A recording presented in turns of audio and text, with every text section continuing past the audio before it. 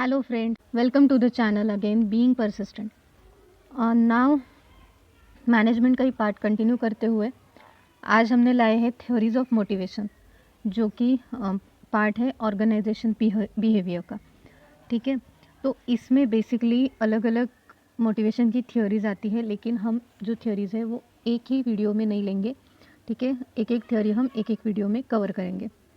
So start करते हैं. Basically motivation क्या कि मोटिवेशन आपको पता है कि कौन सी भी चीज़ पाने के लिए आप क्या करते हो, कंटिन्यूसली उस पर एफर्ट्स लेते हो, और वो चीज़ पाने के लिए आपने जो एफर्ट्स लिए हैं उसके पीछे आपका कुछ ना कुछ तो एक मोटिव रहता है कि हाँ, मुझे इसके लिए ये चीज़ चाहिए, या फिर मुझे जो भी है मुझे अच्छा करियर करने के लिए ये एग्ज़ाम पास करनी है, इस तरह से. सो बेसिकली इस तरह से अगर कोई ना कोई मोटिवेशन हमारे किसी भी चीज़ के पीछे हो तो उससे हमारी जो प्रोडक्टिविटी है वो बढ़ती है. हम ज़्यादा से ज़्यादा अच्छे से अच्छा बेटर पर्सन बनने की हम क्या करते हैं, कोशिश करते हैं.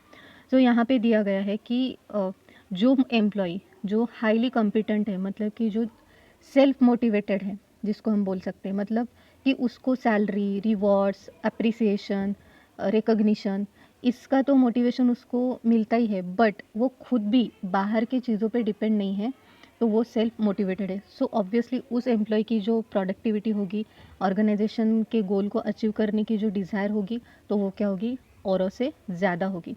सो ये काम करता है मोटिवेशन.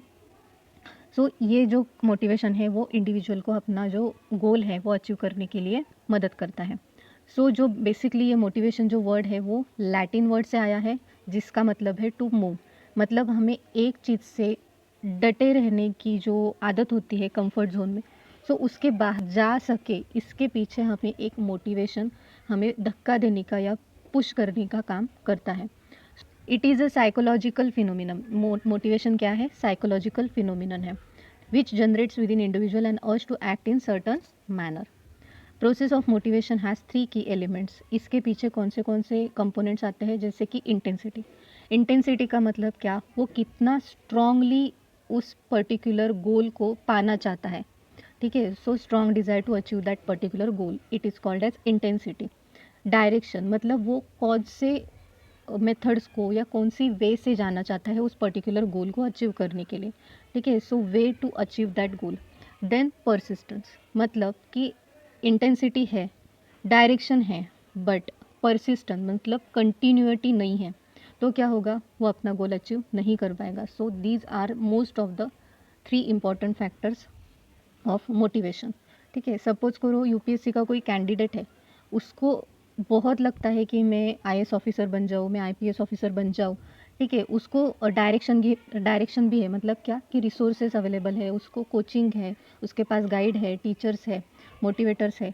बट अगर वो कंटिन्यूस नहीं रहा उस प्रोसेस में एंड तक, कितने भी फेलियर्स आ जाए बीच में, सो क्या होगा, उसका जो गोल है वो अचीव नहीं हो पाएगा. So these are the 3 main factors of motivation. अभी एज पर डबलिन जो एक ऑथर है, उसने क्या मोटिवेशन की डेफिनेशन दी है, it is complex of forces starting and keeping a person at work in organization. जैसे कि ऐसे फोर्सेस जो क्या करते हैं, पर्सन को ऑर्गेनाइजेशन में टिके रहने के लिए मदद करते हैं. Okay, so all theories of motivation, जैसे कि हमने देखा कि हमारा जो वीडियो है वो बेसिकली थ्योरीज ऑफ मोटिवेशन पे बेस्ड है. सो जिसमें 2 प्रकार की थ्योरीज है मोटिवेशन की, एक तो है कंटेंट बेस्ड, दूसरी है प्रोसेस बेस्ड. शुरुआत के पार्ट में हम कंटेंट बेस्ड थ्योरीज लेंगे, जिसमें Maslow need hierarchy theory, Herzberg 2 factor theory, Alderfer's ERG theory, McClelland's achievement theory, इतनी सारी थ्योरीज जो आती है वो किस में आती है, कंटेंट थ्योरीज में आती है. So now Maslow's need hierarchy theory, हमारी जो फर्स्ट थ्योरी है वो है मास्लोज नीड हियरार्ची थ्योरी. ये बहुत ही basic and simple to understand theory है. ठीक है, इसमें पहला जो कंपोनेंट आता है, मतलब मास्लो नीड हियरार्ची थ्योरी में मास्लो जो था, तो उसने थ्योरीज दी है. ये कैसी है कि फर्स्ट लेवल पे फिजियोलॉजिकल, देन सेफ्टी, देन है social needs, then self esteem need, and last में सेल्फ एक्चुअलाइजेशन. इस तरह से उसने क्या दिया है, एक जो है पिरामिड दिया है. ठीक है, जिससे हमें पता चलता है कि हमारी नीड्स किस तरह से एक एक करके प्रोसेस मतलब इंक्रीज होती रहती है. तो देखते हैं कि फिजियोलॉजिकल नीड, जैसे कि हमको पता है फिजियोलॉजिकल मतलब कि जैसे जो नीड्स हमारी बेसिक नीड्स होती है, जिसके बिना हम रह ही नहीं सकते, जैसे food, water, oxygen, sleep, shelter and air. ये जो चीज़ें हैं इसके बिना हम नहीं रह सकते। So these physiological needs are our basic and important needs to live.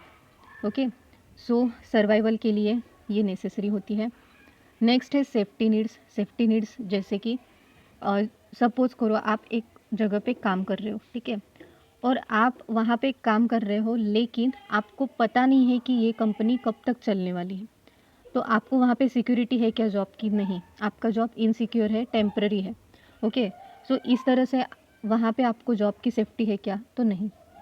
So safety needs में क्या क्या आता है कि पर्सन जो है वो ऐसा ही जॉब देखेगा कि जहाँ पे उसको जॉब सिक्योरिटी मिलेगी, सेफ्टी मिलेगी जॉब के लिए। जैसे सपोज़ करो job security, then source of income, continuously उसका पेमेंट हो रहा है। कभी कभी ऐसा होता है कि कुछ भी प्रॉब्लम्स आते रहते हैं कंपनीज़ में, तो मोस्टली जो कंपनीज़ रेगुलरली एम्प्लॉयज़ की सैलरी पे नहीं कर पाती है, तो अल्टीमेटली उनका जो बिज़नेस है वो बंद हो जाता है। ठीक है, प्रोविज़न फॉर ओल्ड एज, मतलब कि उनके ओल्ड एज के लिए कुछ पेंशन्स की स्कीम्स है क्या, ऐसी कुछ प्रोविज़न की है क्या कंपनी ने, ये होता है सेफ्टी। मतलब वो रिटायर भी हो जाए, कंपनी से चला भी जाए, तो भी उसका मतलब उसने जो सर्विस दी है कंपनी को, तो उसको देने का कुछ कंपनी का जो भी मतलब रिस्पॉन्सिबिलिटी है, तो वो इससे हो सकती है, provision of old age. Then insurance, ठीक है, life insurance. Then prediction of environmental factors surrounding an individual etcetera. ठीक है, सो जैसे कि सैलरी अचानक से प्रमोशन हुआ, ट्रांसफ़र हुआ, सो इसकी वजह से क्या होगा, उसको मोटिवेशन मिलेगा। उसको एक प्रकारे प्रमोशन हुआ मतलब क्या, चलो अभी हमारा जॉब सेफ हो गया, तो इस तरह से उसको क्या मिलेगी, safety. Then social needs, social मतलब कि अभी ये दो नीड्स जो है वो फुलफ़िल हो गई उसकी, physiological and safety, job secure हो गया। अभी वो क्या करेगा, सपोज़ फिजियोलॉजिकल नीड्स, उसके बाद उसने क्या किया, जॉब ढूंढना स्टार्ट किया, उसका इनकम स्टार्ट हो गया, उसको जॉब की सिक्योरिटी मिल गई। ओके, तो इस हद तक उसने क्या किया, अपनी पर्सनल डेवलपमेंट पे उसने पहले फोकस किया। उसके बाद वो किस तरफ मुड़ा, उसने अभी सोशली कनेक्ट होना शुरू किया लोगों के साथ। ओके, सो अभी इसमें क्या आएगा फिर, love, affection, friendship, membership in groups, social acceptance etcetera. ये सब चीज़ें जिससे वो क्या करेगा, अपना जो कनेक्शन है वो लोगों के साथ बिल्टअप करेगा, अपनी सोशल इमेज बनाएगा। ठीक है, जिसकी वजह से उसको लोग पहचान सकेंगे। So social needs are fulfilled by participation in work group, मतलब जो टीम रहती है, क्योंकि मोस्टली उसको क्या करना रहता है जॉब में, वो अकेले बहुत दिनों तक काम नहीं कर सकता, कैसा भी हो। अब जब जो मतलब वो इंडिविजुअली भी ज़्यादा काम करना पसंद करता हो, फिर भी उसको मीटिंग्स या फिर जो भी फंक्शंस रहते हैं अलग अलग कंपनीज़ के, तो उसमें उसको ग्रुप एक्टिविटी में काम करना ही पड़ता है। सो जिसकी वजह से एक फ्रेंडली एटमॉस्फेयर तैयार होता है। सो देन है self esteem need. Self esteem में क्या क्या आएगा, फिर उसने अभी सोशल नेटवर्क अपना बिल्ड किया। ओके, सो इसकी वजह से जितना जितना वो लोगों से कनेक्ट होता चला गया, उसके कम्युनिकेशन स्किल्स बिल्डअप होने लगे, उसका कॉन्फिडेंस लेवल बढ़ता चला गया। ठीक है, रिकग्निशन मिला उसको सभी लोगों से कि उसका जो ओवरऑल बिहेवियर है, उसका जो नेचर है, उसके बारे में लोगों को पता चला, इसलिए उसको लोगों ने अप्रिशिएट करना शुरू किया। जबकि appreciation, then prestige and power, मतलब ओवरऑल उसकी जो कंपनी में है वो एक प्रकारे गुडविल बन जाती है। ओके, सो इसको हम बोलते हैं सेल्फ इस्टीम नीड्स। सो इससे क्या होता है कि उस पर्टिकुलर, सपोज करो एक नॉर्मल एम्प्लॉय या क्लर्क है, और उसकी जो सेल्फ इस्टीम है, मतलब उसका जो पावर है, या फिर आप बोल सकते हो सेल्फ वर्थ है, वैल्यू है, उसकी ज़्यादा होगी, या कोई मैनेजर या कोई सीनियर एग्जीक्यूटिव है उसकी ज़्यादा होगी। ऑब्वियसली सीनियर एग्जीक्यूटिव की, क्योंकि उसका जो है उसका नेटवर्क ज़्यादा है, और ऑब्वियसली नेटवर्क ज़्यादा होने की वजह से उसका सेल्फ इस्टीम भी ज़्यादा होगा।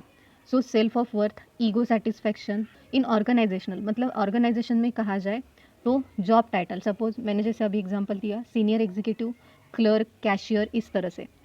सो जॉब टाइटल से ये डिसाइड होता है। देन रिकॉग्निशन बाय लीडर, जो भी लीडर होता है वो हम अपनी टीम में जो जो लोग अच्छी तरह से प्रोडक्टिवली काम करते हैं उनको पहचानता है। तो उस पर्टिकुलर लीडर ने अगर उसको अप्रिशिएट किया, तो ऑटोमेटिकली टीम में उसकी जो इमेज है वो बिल्डअप हो जाती है। चैलेंजिंग वर्क जितने वो लेता है, उतनी उसकी जो जितनी ज़्यादा रिस्पॉन्सिबिलिटीज़ वो लेता है, उतना वो क्या कहलाता है, लोगों के लिए हेल्पफुल बन सकता है। सो ऑटोमेटिकली उसका नेटवर्क बढ़ जाएगा। परफॉर्मेंस फीडबैक, सो उसने प्रोडक्टिविटी ज़्यादा दी तो लीडर से तो उसको फीडबैक मिलेगा ही, साथ ही साथ उसको मैनेजर से, अपने जो सबॉर्डिनेट्स है उनसे भी अच्छा फीडबैक मिल सकता है। पार्टिसिपेशन इन डिसीजन मेकिंग, अभी उसको ज़्यादा उसने रिस्पॉन्सिबिलिटीज़ ली है, उसको ज़्यादा वर्क के बारे में पता है, तो ऑब्वियसली वो कुछ उसको उसके पास नॉलेज है, ठीक है, जितनी ज़्यादा रिस्पॉन्सिबिलिटीज़ उसने ली है उसके बारे में उसको नॉलेज है, तो ऑब्वियसली वो जो मैनेजमेंट की डिसीजंस है उसमें भी अपनी राय, ओपिनियंस, ठीक है, दे सकता है, सजेशंस दे सकता है। Last is self actualization. अभी ये सब हो गया, अभी तो वो पूरी तरीके से उसने नेटवर्क बना लिया, ठीक है, ये जो उसकी नीड्स थी वो फुलफ़िल हो गई। अभी उसको क्या चाहिए? Self actualization. मतलब क्या कि उसका पर्सनल एम क्या है लाइफ का, ठीक है, कि कंटिन्यूअसली तो वो बुढ़ापे तक तो कंपनी में काम नहीं कर पाएगा। सो ऐसी कुछ चीज़ कि जो उसको साइकोलॉजिकल सेटिस्फैक्शन दे कि हाँ, मैंने ये अचीव किया मेरे लाइफ में। सो इसमें क्या आएगा? The need constitute individuals mission of his life, मतलब उसका पर्टिकुलर इंडिविजुअल एम क्या है लाइफ के बारे में। An individual who has satisfied all level of his need tries to fully utilize his talent, potential, skills and capacity. आप देखते हो कि बड़े बड़े जो बिजनेसमैन्स हैं, बड़े बड़े बहुत ज़्यादा रिचेस्ट पर्सन हैं वर्ल्ड के, तो वो क्या करते हैं कि उनके पास जितनी प्रॉपर्टी है या फिर उनके पास जितना कुछ है, तो वो अल्टीमेटली क्या करते हैं, उनकी सारी नीड्स फुलफ़िल होने के बाद वो सोशली कंट्रीब्यूट करते हैं, अपना जो टैलेंट है, अपने स्किल्स है, ठीक है, सोशली मतलब क्या कि जो हमारा समाज है उनको कुछ डोनेट करने में मदद करते हैं, ज़्यादा से ज़्यादा कुछ ऑर्गेनाइजेशंस एस्टैब्लिश करते हैं, ठीक है। सो इस तरह से then in organizational context self actualization need जो होती है वो कैसे, कि जैसे excel in one's job and career, मतलब कि जो भी हमारा करियर है उसमें मैं और टॉप पे कैसे चला जाऊँ। सक्सेसफुली मैनेजिंग अ यूनिट, मतलब जो भी लीडर है उसकी क्या रहेगी, जो भी नीड है वो, कि मैं मेरी टीम को क्या करूँ, अच्छी तरीके से सक्सेसफुली मैनेज कर पाऊँ। सो ये उसकी होती है नीड। उनके जो भी मतलब हमारे टीम में जो भी लोग हैं, सबॉर्डिनेट्स है, तो उनके क्या क्या रिक्वायरमेंट्स है उसके हिसाब से उनको क्या दे सकूँ, सेटिस्फाइड सर्विस दे पाऊँ। ओके, सो आई होप आपको आज की जो भी हमने मास्लोज नीड हायरार्की थ्योरी देखी तो वो आपको समझ में आ गई होगी। सो ऐसे ही हम आगे कंटिन्यू करेंगे जो भी कंटेंट थ्योरीज, मतलब मोटिवेशन की थ्योरीज़ में पहले तो है कंटेंट थ्योरीज़, तो उसको कंटिन्यू करेंगे। So keep watching, stay safe and be healthy. Thanks for watching.